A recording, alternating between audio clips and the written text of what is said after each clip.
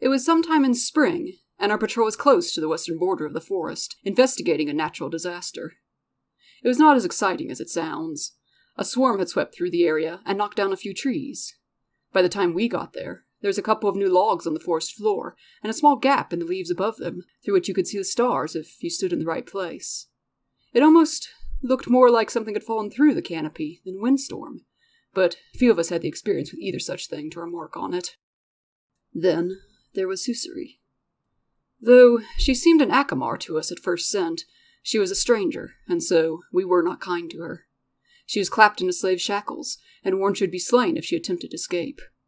She was compliant enough, if disdainful.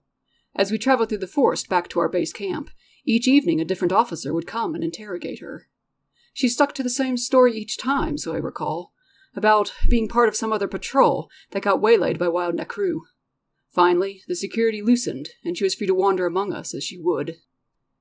Yet, she was still a female. The officers were worried, and for good reason.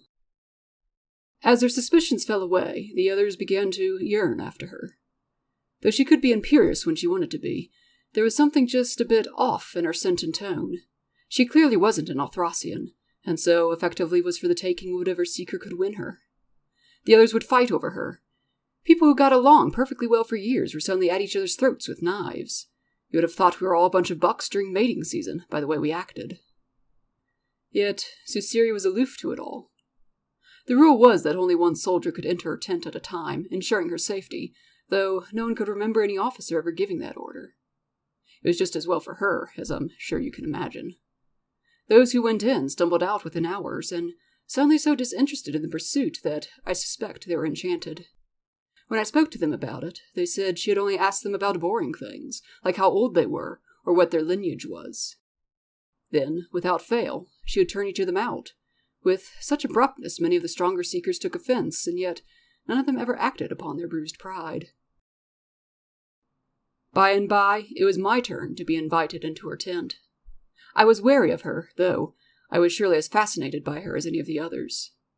As the others had claimed, she only wanted to talk. She asked me about the forest, everything I had seen and heard, and I saw and heard a lot, so this took some time. She was also interested in Vusden, but not in anything practical, like where all the good taverns were, or who you could pay for a good time. She was more interested in the politics. What was Tymalt'aste doing? How many followers did each god claim? Were either of our rulers set up to start making moves, and what did I think of it all? It never passed through my mind at the time, but it should have occurred to me that this was odd. Shouldn't she know these things herself, if she had been part of a secret patrol? I believe now that the rabbit attraction wasn't all natural, nor the ease I felt in speaking to her. I could have been executed for treason for some of the things I told her, and her for asking after them. No woman was worth that, even to a seeker who had yet to earn himself a steady mate. Though most of us were oblivious to it, as long as we were within her presence, more of us began to notice the strange holes in her story and the way she behaved. One of my comrades even suggested she was Althrasian herself, spying on us, and though I doubted that, I did consider she might be related. She wasn't just imperious, she was entitled. As if she was used to having a royal entourage following her about everywhere she went.